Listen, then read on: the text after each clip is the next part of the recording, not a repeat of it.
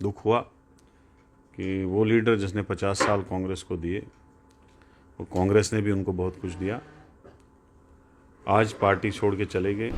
Letter में जो बातें लिखी गई हैं राहुल गांधी के लिए, आप क्या कहते हो उस पर? हो सकती हैं, मैं थोड़ी बोलूँगा आज़ाद साहब ने गलत लिखा। जाते जाते तो सारे उंगली उठाते हैं। ऐसा कुछ उन्होंने मेरे साथ बात कभी की नहीं कि मैं पार्टी छोड़ के चला जाऊँगा। अभी तक बहुत सारी बी टीमें बनी, शायद आगे भी बनेंगी। आज़ाद साहब पार्टी छोड़ना चाहते थे, उनको बहाना चाहिए था, बहाना मिल नहीं रहा था, शायद एक विंडो तैयार हो गई थी जहां वो एंटर करना चाहते थे। ज़ात पे अटैक करना तो गलत है, राहुल जी की ज़ात पे।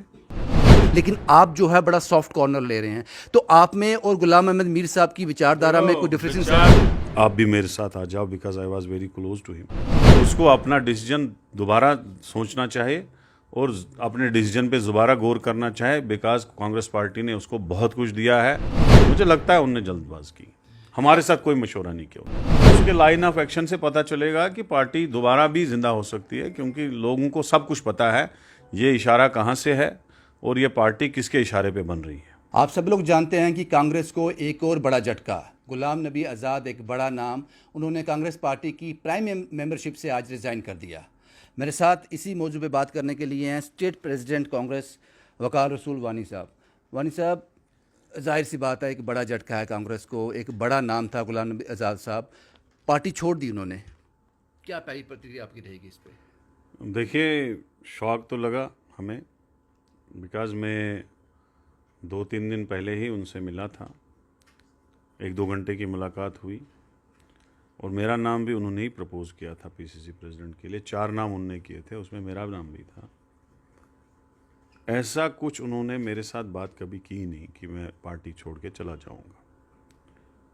बट हुआ, दुख हुआ कि वो लीडर जिसने 50 साल कांग्रेस को दिए, वो कांग्रेस ने भी उनको बहुत कुछ दिया, आज पार्टी छोड़ के चले गए।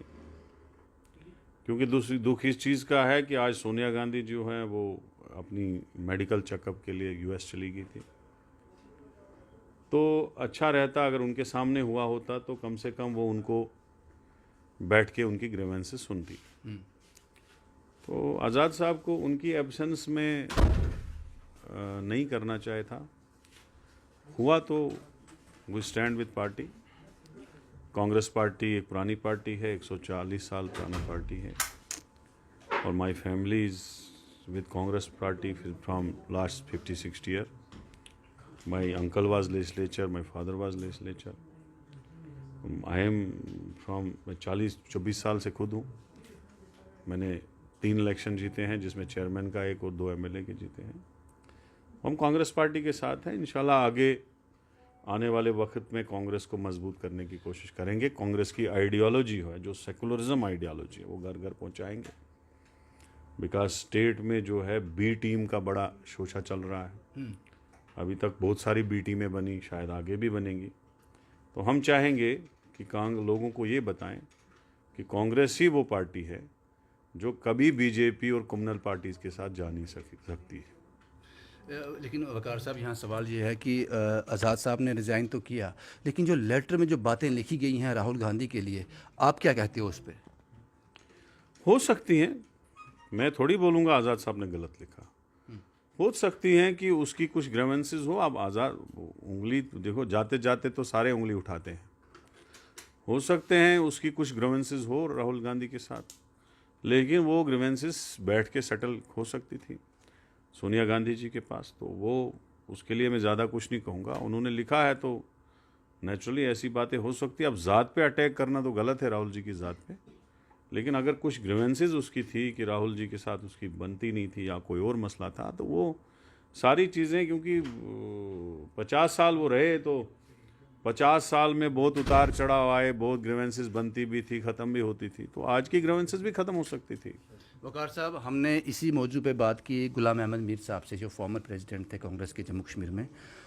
उन्होंने कहा था कि आपके लिए, उन्होंने कहा कि आज़ाद साहब के बहुत करीबी थे, जैसा कि आपने भी कहा कि मेरा नाम उन्होंने सजेस्ट किया था।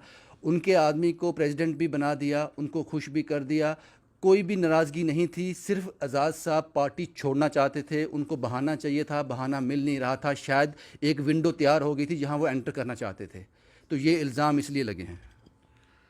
शायद हो सकता है ऐसा हो, मैं तो डायरेक्टली बोल नहीं सकता हूँ डायरेक्टली, लेकिन मैं तो 2 दिन पहले उनसे मिला, 1.5-2 घंटे मुलाकात हुई उनसे, और मुझे ऐसी कोई बात उन्होंने कही नहीं कि मैं पार्टी छोड़ने जा रहा हूँ, आप भी मेरे साथ आ जाओ, because I was very close to him. ऐसी बात तो मेरे साथ हुई नहीं। तो शायद ऐसा हो, लेकिन मैं नहीं बोल सकता हूँ कि हो कि नहीं हो, लेकिन ऐसा हो सकता है, हो जाए, हो सकता हो। कांग्रेस पार्टी में सब कुछ ठीक चल रहा है, ये सवाल मैं इसलिए पूछ रहा हूँ कि अभी आप प्रेसिडेंट हो और जो फॉर्मर प्रेसिडेंट हैं गुलाम अहमद मीर साहब, मैंने उनसे बात की, वो आज़ाद साहब के बारे में सब कुछ उन्होंने कहा। उन्होंने बोला उनको प्रोटोकॉल की आदत हो गई थी, उनको पावर चाहिए थी, उन्होंने इसलिए राहुल गांधी पर इल्ज़ाम लगाए, पार्टी ने बहुत कुछ उनको दिया, वो बहाना ढूंढ रहे थे, एक विंडो तैयार है, इस विंडो में वो एंटर करना चाहते हैं, लेकिन आप जो है बड़ा सॉफ्ट कॉर्नर ले रहे हैं।